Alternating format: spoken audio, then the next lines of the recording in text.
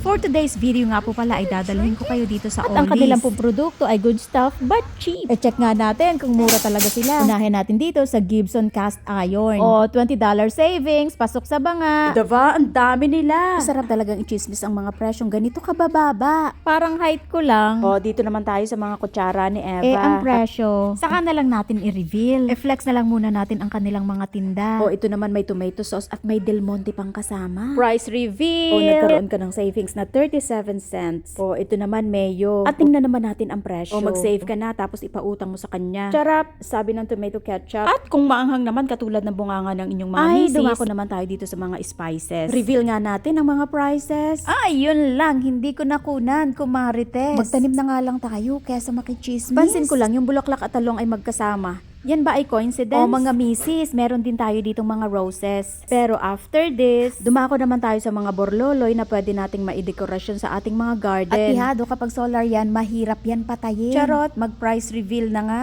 Baka ma-shoot pa tayo dito sa mga banga. Ay, mga planters pala ito mga iha. O, 'di ba? Ang dami nila. At ang akin nga po palang paborito. Ay, maliliit na bahay na ganito. Feeling ko kasi ako si Cinderella na yung sapatos ay nakabalik ng maaga. Gumandang bigla, pero naglaho ring parang bula. Joke lang. O, price reveal na. $3 savings. Siyempre, pag nasa garden ka, kailangan mong magpalamig. Siyempre, dapat may upuan. Ang dami niyan. Pwede mo nang arkilahin sa sayawan. Naalala ko tuloy nung aking kapanahunan na kaming mga dalaga ay nakaupo ng talay-talay. Ang mga binata sa amin ay magsisilapitan para kami ay maisayaw. Yun nga lang kapag hindi ka talaga kagandahan. Ay tiyak, maiiwan ka talaga sa upuan. Kaya ayun, kapag naiwan ka sa upuan, samahan nyo na lang akong magbasa ng books mga kaibigan. Kasi malay mo, ibang flower pala ang kanilang nagugustuhan. Pero masarap magbasa kapag may chocolate na kasama. Lalo na ang mga chocolate nila ay presyong divisoria. Pero hindi naman sila yung made in China. Nga lang, kainin mo sila ng maaga. Dahil medyo malapit na silang mag-goodbye sa lupa. At after ng chocolates, meron din po pala sila ditong mga refreshments. At proud na proud akong ibandila na sila ay made in the Philippines. Magkano ba para sa ating price check? Nakatipid ka na naman, kumarites. Eto na nga, pagdiskitahan natin ang kanilang mga chips. Masarap yung baon kapag ikaw ay merong mga camping trips. Tapos syempre kapag ikaw ay mamimingwit. At pwede ka pa ditong makabili ng lagayan ng mga tubig. Siyempre kapag ikaw ay pamilyado ng tao. Ay tiyak makakabili ka rin ng mga laruan dito. Eto yung laruan na panlalaki. Sino namang boys ang hindi mag-i-enjoy din eh? Kaya mga mare, ano pang hinihintay nyo? Bumili na kayo din eh. At bini nga po sa kabilang are. Ay para naman sa anak nating mga babae. At syempre pagdating ng gabi, kailangan nating maligo mga mare. Nakatiklop na rin ang mga gagamitin ninyo din eh. May mga comforter din sila.